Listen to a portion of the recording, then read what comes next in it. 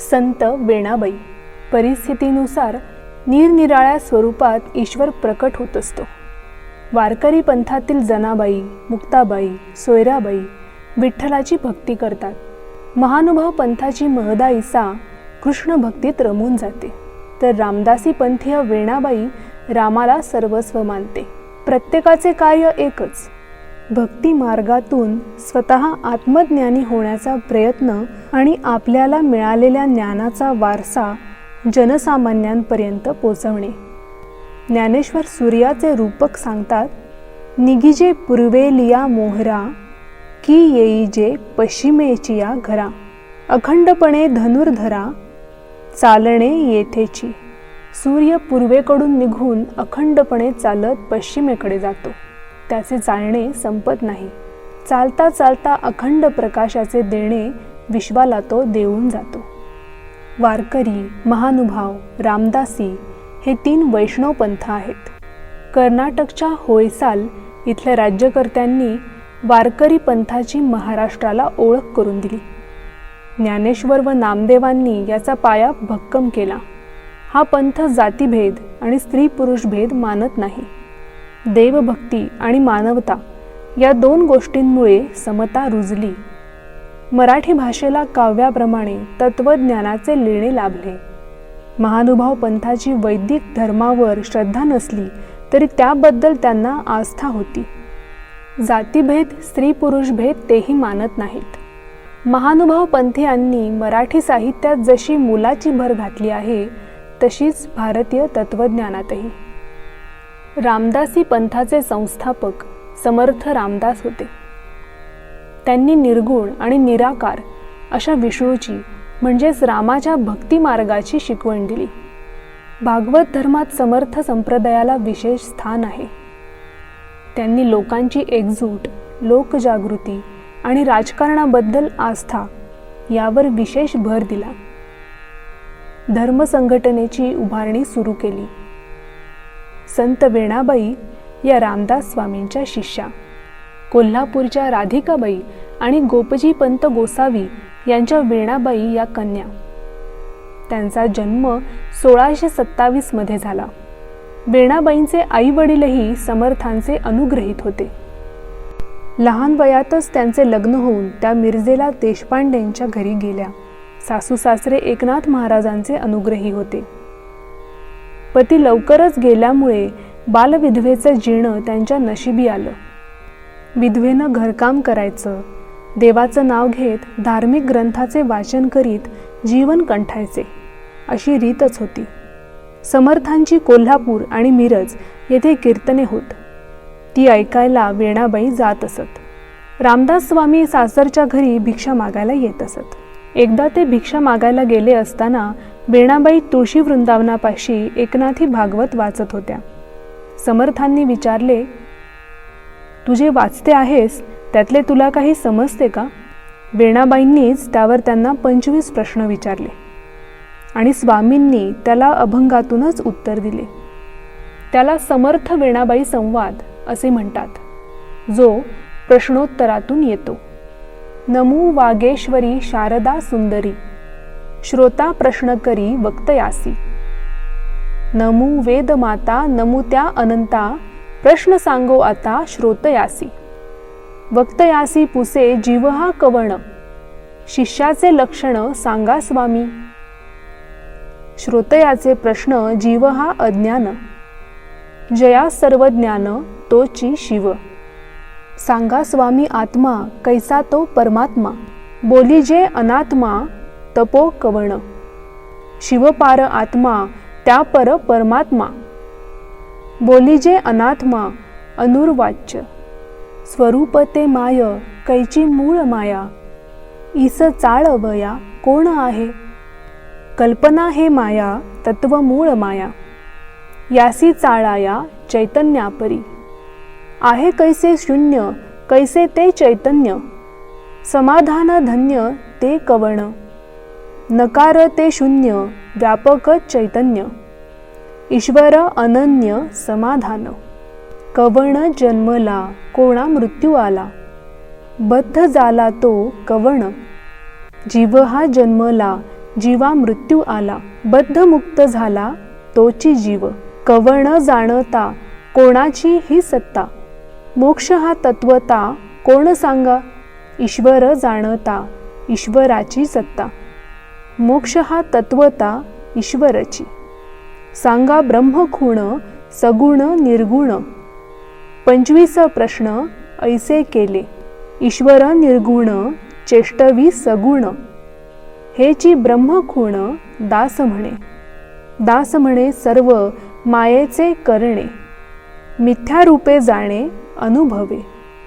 रामदास स्वामींची भेट वेणाबाईंच्या जीवनाचा रस्ता बदलणारी ठरली. स्वामींच्या भेटीचा, त्यांच्या बोलण्याचा वेणाच्या मनावर खूप परिणाम झाला.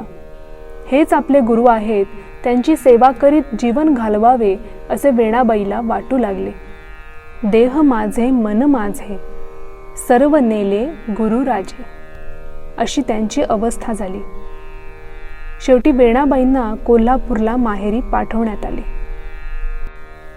तुझी तुझी तुझी तुझी पावना रामा, भावे अभावे कुभावे, परी तुझी पावना रामा. सुष्ट हो दुष्ट हो नष्ट हो, परी तुझी पावना रामा. हीन दीन अपराधी, वेणी म्हणे परी तुझी पावना रामा. वेणाबाईंनी रामदासांचे शिष्यत्व मागितले, पण अजून वेळ आली नाही म्हणून ते देशाटनाला निघून गेले. कोल्हापुरातील मंडळींची मजल वेणाबाईंना विषप्रयोग करण्यापर्यंत गेली. त्यांनी ते विष पचवून दाखवले. निंदकांना पश्चाताप झाला. त्यांनी वेणाबाई आणि समर्थांची क्षमा मागितली. कणखर मनाने जननिंदा सोसणाऱ्या वेणाबाईंनी सर्वांना क्षमा केली. नंतर त्या मिरज येथे परत आल्या. समर्थांनी त्यांना कीर्तन करण्याची मान्यता दिली. त्या काळात विधवा स्त्रीने कीर्तन करणे ही एक क्रांतीच होती. समाज सुधारणेचा वसा घेतलेल्या सर्व संतांना जननिंदेला सामोरे जावेच लागते. वेणाबाई, अक्काबाई आणि अंबिकाबाई यांना समर्थांनी मठपती बनवले.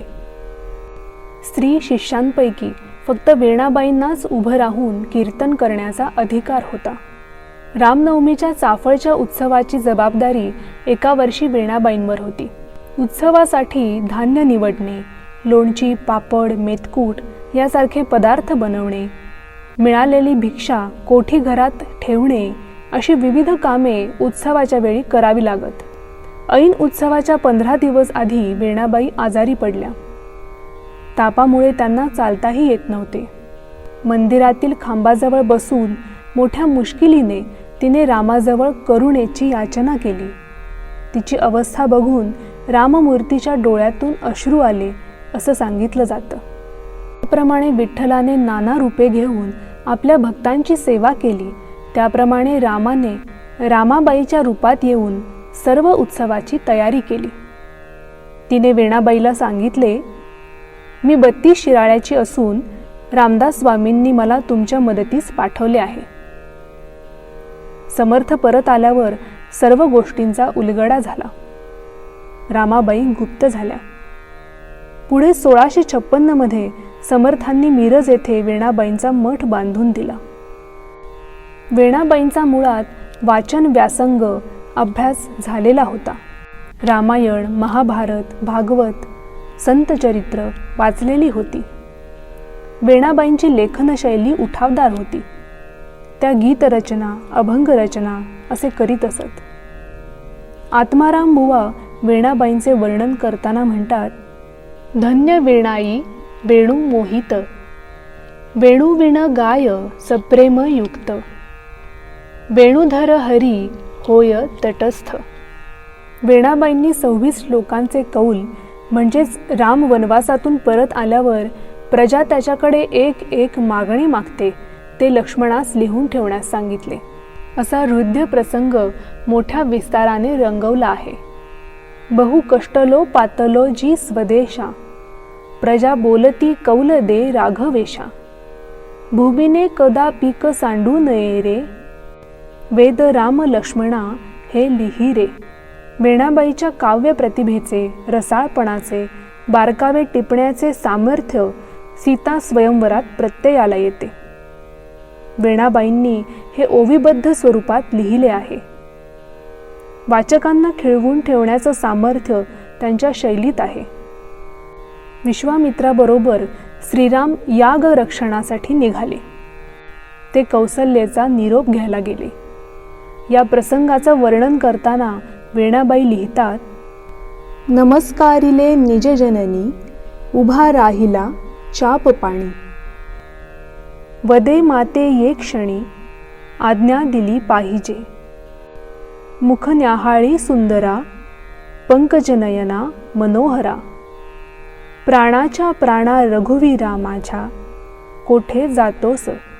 आणि कौसल्याची अवस्था बघा. पाहता रूपाचे बर्वेपण, कोटी मदनाचे लिंब लोण. मी वोवाळीन आपले प्राण, दुष्टी घाली सुंदरा. आईच्या भावना वेणाबाईंनी किती उत्कटतेने टिपल्या आहेत.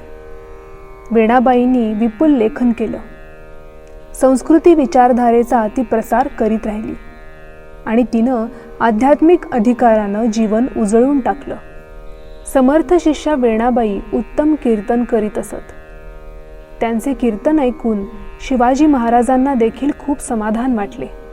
एका स्त्रीजवळ इतकी विद्वत्ता असेल का, अशी शंका वाटणाऱ्या वामन पंडित, गागा भट्ट आणि 1678 मध्ये चैत्रवद्य चतुर्दशीच्या दिवशी सकाळी समर्थांनी शिष्यांना आज्ञा केली, प्रेत दहनाचे सर्व साहित्य तयार ठेवा. हे ऐकून सर्वांना आश्चर्य वाटले. परंतु स्वामींची आज्ञा म्हणून चिता देखील रचून ठेवली. त्या दिवशी वेणा स्वामींनी शेवटचे कीर्तन केले. समर्थ त्यांचे गायन ऐकत होते. डोळ्यातून ओघळणारे अश्रू लपवीत होते. वेणाबाई आर्त स्वरात गात होत्या, बंध विमोचन राम, माझा बंध विमोचन राम. सकलही ऋषी मुनी भजती जयासी, एकची तो सुखधाम. माझा बंध विमोचन राम. सद्गुरु कृपा ओळखिला जो, कौसल्येचा राम. माझा बंध विमोचन राम. भावभक्तीच्या सुलभ साधनी, पुरवी सकलही काम.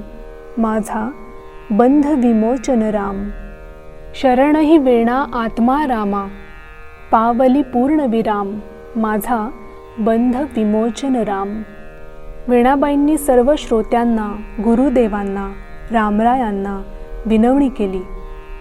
शेवटची विनवणी संतजनी परिसावी. विसरतो न पडावा माझा देवा, गुरुदेवा तुम्हासी. कीर्तन संपून आरती झाल्यावर वेणाबाईंनी वीणा समर्थांच्या हातात दिली आणि त्यांच्या पायावर डोके ठेवून तिने आपला देह सोडला. वेणाबाईंचे मनोगत जणू सौ सरोज मोर्डेकर या स्वरूपानंदांच्या शिष्येने आपल्या कवितेमध्ये मांडले आहे. ही कुडी कागदी पुडी, विरघळेल पडता पाणी.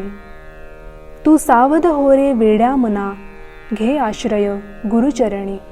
भातुकलीचा डाव संपला, आवरला संसार चिमुकला. काळ सुखाचा सरुनी गेला, सरली रुसणी फुगणी. सजल्या धजल्या चार भिंती, त्यात जमवली नाती गोती. सुखदुःखाची पखरण करीती, छत आणि वळचणी. सरली आयु दावी वाकुली, परिसमजावी सांज साऊली. शांती तुला जी कधी न मिळली, मिळेल ती गुरुचरणी. तू सावध हो रे वेड्या मना, घे आश्रय गुरुचरणी. जीवन मरण म्हणजे एका सासाचं अंतर, असे बहिणाबाई म्हणतात. पण ह्या एका सासाच्या अंतरात मुक्ताई मुंगी उडाली आकाशी या अभंगातून विलक्षण कल्पना चातुर्याने आत्म्याचे अविनाशी निर्लेप असणे आपल्या समोर मुंगीच्या रूपकात मांडते. मी तू पण गेले वाया, पाहता पंढरीच्या राया. नाही भेदाचे ते काम, पळोनी गेले क्रोधाचे काम. असे म्हणत सोयराबाई आपल्याला हेच सांगते, सर्वांचे भाव तेच असतात. अवघा रंग एक झाला. 90.4 मेगाहर्ट्झवरून श्रोते हो, आत्ताच आपण रामदासी पंथीय वेनाबाई यांच्या साहित्यावर आधारित वारी चैतन्याची हा कार्यक्रम आपण ऐकला. या कार्यक्रमाचं लेखन आणि संकलन केलं होतं सौ रेखा करंदीकर यांनी. कार्यक्रमाचं सादरीकरण होतं सौ मधुरा करंदीकर यांचं. कार्यक्रमाची प्रस्तुती वसुंधरा वाहिनी बारामती या कम्युनिटी रेडिओ केंद्राची.